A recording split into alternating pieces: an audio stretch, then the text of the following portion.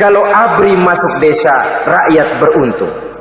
Kalau jaksa masuk desa, rakyat bahagia. Kalau koran masuk desa, rakyat ikut jadi cerdas. Tapi kalau judi masuk desa, rakyat kiamat. Pembangunan akan terbengkalai, roda perekonomian akan lesu. Karena mestinya orang membelanjakan uang untuk sesuatu yang dia perlukan, akhirnya dia belanjakan untuk sesuatu yang dia tidak perlukan, karena gambaran, khayalan akan mendapat keuntungan yang jauh lebih besar lagi. Padahal istilah orang-orang tua kita dulu, lebih baik makan singkong betulan daripada makan roti ngimpi. Artinya uang yang 1.000-2.000 rupiah itu lebih baik dibelikan beras, dimasak, makan bersama anak dan istri, terasa nikmat dan halalnya, ketimbang beli kertas lalu ngelamun, menghayal, menghitung yang bukan-bukan. Itu kertas dibolak madep ulon, dibolak madep mudik, diputar sana, diputar sini, akhirnya palanya ikut muter. Kira-kira apa yang cocok?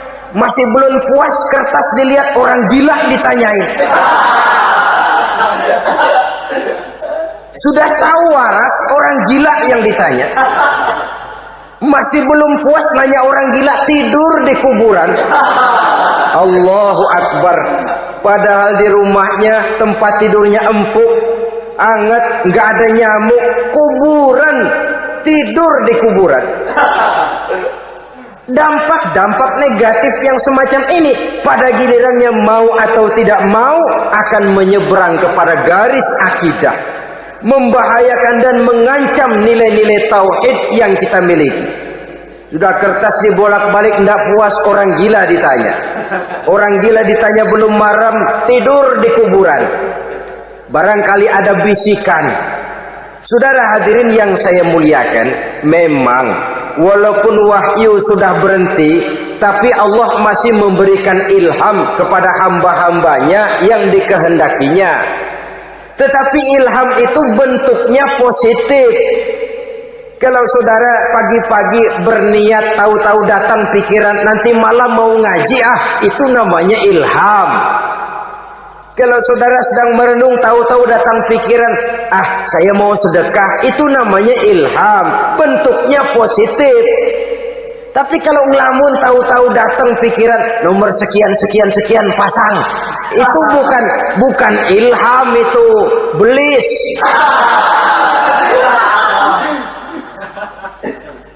Saudara hadirin yang saya muliakan, tidak puas tidur di kuburan, cari yang lebih paten lagi, dukun ditanya. Nah, saya ingin menuduhkan persoalan. Apa tidak boleh orang ziarah kubur? Apa tidak boleh orang pergi ke dukun? Ini dalam kaitannya dengan judi, karena ini penyakit yang sudah merajalela, mewabah di kalangan masyarakat kita di lapisan yang bawah ini. Saudara hadirin yang saya muliakan, ziarah kubur bukan saja boleh, malah dianjurkan oleh Nabi. Tetapi ziarah kubur yang dianjurkan oleh Nabi itu dengan tujuan pertama, agar orang ingat kepada mati. Kafa bil mauti wa'izah, kata Nabi. Cukup dengan mengingat mati menjadi pelajaran bagi kamu semua. Maka etikanya diajarkan, kalau saudara ziarah kubur, sampai di depan pintu kubur itu kan, Assalamualaikum ya ahlal kubur wa inna insyaallahu bikum lahikun. Kami satu saat insya Allah pasti akan menyusul kamu. Kalau kamu sekarang berbaring di sini, satu saat kami akan berbaring di sini. Ziarah kubur mengingatkan orang kepada mati. Orang yang ingat kepada mati, gaya hidupnya lain dengan orang yang tidak ingat mati. Nah, orang kalau nggak ingat mati, gaya hidupnya nggak terkontrol. Kalau dia berkuasa, Fir'aun, itu nggak ingat mati. Kalau dia kaya, Korun. Sudah gambarannya nggak merupakan gambaran-gambaran yang baik. Orang yang ingat mati, dia berkuasa, dia berlaku adil. Suatu saat saya akan mati dan ini akan dimintakan pertanggungan jawab. Orang kaya ingat mati, dia akan jadi pemurah. Kenapa? Kalau saya diberikan ilmu, pertanyaan akhirat cuma satu, ilmumu kau amalkan untuk apa? Kalau saya diberikan umur panjang, pertanyaan akhirat cuma satu, umurmu kau habiskan di mana? Tapi jikalau saya diberikan harta, pertanyaan akhirat ada dua, hartamu kau dapat dari mana, kau belanjakan kemana? Depannya ditanya, belakangnya ditanya. Dapat dari mana, dibelanjain kemana? Sebab dua-duanya berkaitan dengan kegiatan. Kadang-kadang dapatnya dari jalan yang baik, tapi keluarnya ke tempat yang tidak baik, itu pun tidak betul. Atau dapatnya dari yang tidak baik, tapi dibelanjakan untuk yang baik, itu pun tidak bisa diterima. Oleh karenanya, dengan mengingat mati, gaya hidup seseorang jadi terkontrol karenanya. Yang kedua, dianjurkan kita untuk berziarah kubur itu mendoakan orang-orang yang sudah meninggal. Mal mayyitu fi qabrihi illa kal gharikil mutaghawis, kata Nabi. Orang yang sudah meninggal itu di alam barzakhnya adalah seperti orang yang tenggelam di lautan, menunggu doa dari keluarganya yang masih hidup. Apakah itu anaknya, kemenakannya, cucunya, dan lain sebagainya. Adapun yang kalau kita ziarahi itu kuburnya orang-orang yang kita tahu merupakan orang soleh, orang yang berjiwa bersih, yang kita kenal ketakwaannya kepada Allah Subhanahu wa Ta'ala, tidak ada salahnya kita bertabarruk, asal jangan dengan satu keyakinan bahwa dia secara mandiri bisa mendoakan kita. Dia hanya bisa melakukan itu hanya dengan izin Allah. Nah, umumnya orang kalau sudah ziarah ke kubur-kubur keramat itu Allahnya kelupaan. Itu yang dikhawatirkan merusak dan mengganggu akidah. Sehingga di awal-awal perkembangan Islam, Nabi pernah melarang orang ziarah kubur itu. Ini bisa kita simak dari hadis, kuntu nahaitukum an ziyaratil qabri fazuruha. Dahulu aku pernah melarang kamu untuk ziarah kubur. Adapun sekarang kalau mau ziarah, ziarahlah kamu. Kata-kata dulu aku pernah melarang kamu itu menggambarkan bahwa pada permulaan perkembangan Islam, nilai keimanan para sahabat masih rapuh, masih lemah, masih memerlukan pembinaan. Sehingga kalau mereka sering ke kubur, dikhawatirkan mereka minta kepada kubur. Nah, tetapi tatkala nilai keimanannya sudah mapan, sudah kuat, kata Rasul, fazuruha. Adapun sekarang kalau mau pergi berziarah, ziarahlah kamu. Saudara hadirin yang saya muliakan, jadi jangan melupakan Allah. Saya bisa saja berkata, kalau saya misalnya pakai cincin, lalu saya bilang, saya sejak pakai cincin ini, jangan anak gadis, nenek-nenek lihat saya lemes. Atau sejak pakai cincin ini, dagangan laris bener. Cincin itu yang menggelincirkan akidah. Untuk tidak tergelincir, orang harus tidak melupakan Allah. Dia bisa berkata, alhamdulillah, Allah memberikan keistimewaan kepada batu cincin saya. Batu cincinnya tidak apa-apa, Allah yang memberikan keistimewaan. Ini dalam bentuk yang langsung. Dalam bentuk yang tidak langsung kita bisa lihat, misalnya kalau petani ditanya, ini bisa panen besar ini rahasianya apa, Pak? Oh, pupuk urea, pupuk urea. Nah, Allah nomor 16. Seorang petani yang baik keimanannya, dia akan berkata, kami bisa panen besar karena izin Allah.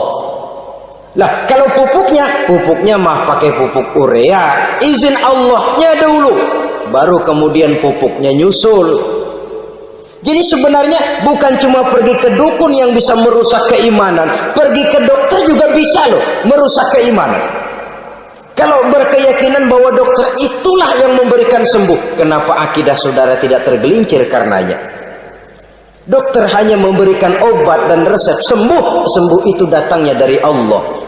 Ini yang diungkapkan lewat lisan Nabi Ibrahim alaihi salam, wa idza maridtu fahuwa yashfini. Apabila aku sakit, dialah Allah yang memberikan sembuh.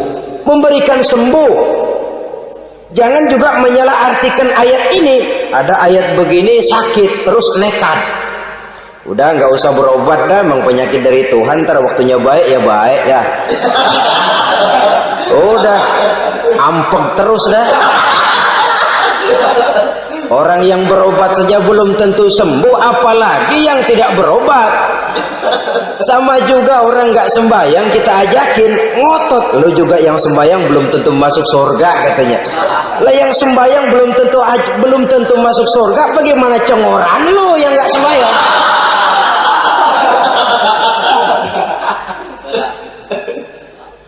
Saudara hadirin yang saya muliakan, kaum muslimin yang berbahagia. Jadi dengan demikian, maka jangan menghilangkan Allah. Kita, ajaran pokok dalam Islam adalah ajaran tentang tauhid. Nah, tauhid ini menyangkut mengesahkan Allah, baik di dalam zatnya, baik di dalam sifatnya, baik di dalam perbuatannya, baik di dalam beribadah kepadanya. Tauhid dalam ibadah itu ada. Tauhid dalam zat artinya zat Allah itu tidak tersusun, tidak terdiri dari bagian-bagian yang bisa dipecah-pecah. Ya seperti kita ini kan ada kepala, ada kaki, ada tangan. Allah tidak tersusun zatnya dari bagian-bagian. Esa zatnya tidak bisa dibagi-bagi. Esa sifatnya artinya Allah itu sifatnya tidak pernah berubah. Sejak dahulu sampai sekarang Allah itu cinta kepada orang beriman yang melakukan kebaikan, dan Allah benci kepada orang kufur yang melakukan kejahatan. Mustahil satu saat Allah berubah. Orang kufur yang berbuat kejahatan didemenin, orang mukmin yang berbuat kebaikan dikeselin. Misalnya tahun 2000 Tuhan giliran jengkel sama orang mukmin. Itu mustahil, dia esa di dalam sifatnya. Lain dengan sifat kita manusia. Sifat kita ini kan relatif. Ada saatnya kita senang, lain saat yang kita senang betul kita caci maki. Hari ini kita caci maki, besok kita puji. Lihat teman kaya, habis kita omongin, boleh jadi dia kaya. Kenapa? Dukunnya 36. Begitu kita habis caci maki begitu, dia datang ngasih duit sama kita. Cacian itu bisa berubah menjadi pujian. Lu ya emang bukan main dah. Sifat kita itu relatif, bisa terpengaruh oleh situasi dan kondisi. Saudara hadirin yang saya hormati, kaum muslimin yang berbahagia, Allah juga esa di dalam perbuatannya. Artinya di dalam menciptakan apapun yang akan diciptakan oleh Allah, di dalam melakukan apapun yang akan dilakukan oleh Allah, tidak terikat kepada faktor lain, tidak memerlukan bantuan lain. Dia adalah mutlak. Nah, kemudian kita mengesahkan Allah dalam zatnya, mengesahkan Allah dalam sifatnya, mengesahkan Allah dalam perbuatannya, belum tentu berarti kita mengesahkan Allah dalam ibadahnya. Sebab banyak orang yang yakin betul Allah itu esa, teguh dengan pendiriannya. Tuhan lu siapa? Allah. Allah bagaimana? Esa. Bagaimana kalau 2? Kagak. 3? Enggak. Mantap. Soal tahlil paten. Tapi dalam ibadah kadang-kadang dia tidak mentauhidkan Allah. Ini makna wa ma umiru illa liya'budullaha mukhlisin.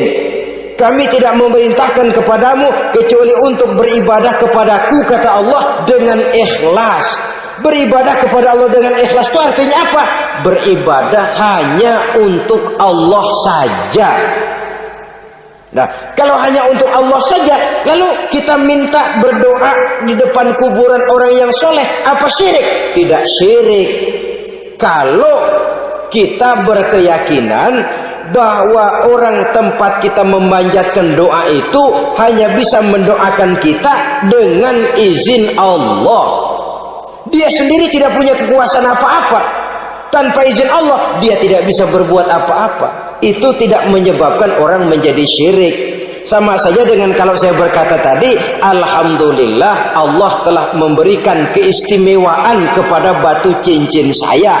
Apa salahnya Allah memberikan keistimewaan kepada benda-benda mati? Allah memberikan keistimewaan kepada Hajar Aswad, benda mati. Allah memberikan keistimewaan kepada Masjidil Haram, benda mati. Allah memberikan keistimewaan kepada Ka'bah, benda mati. Orang tawaf keliling Ka'bah, sembahyang di Masjidil Haram, sujud menghadap kepada Ka'bah, malas berusaha. Orang kalau sudah terlalu asik berkhayal, menghitung bintang di langit, malas berusaha.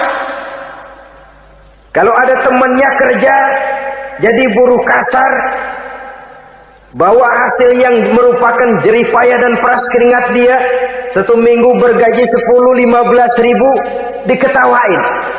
Apaan gaji lu 10 ribu 15 ribu? Entar gua nih kalau tembus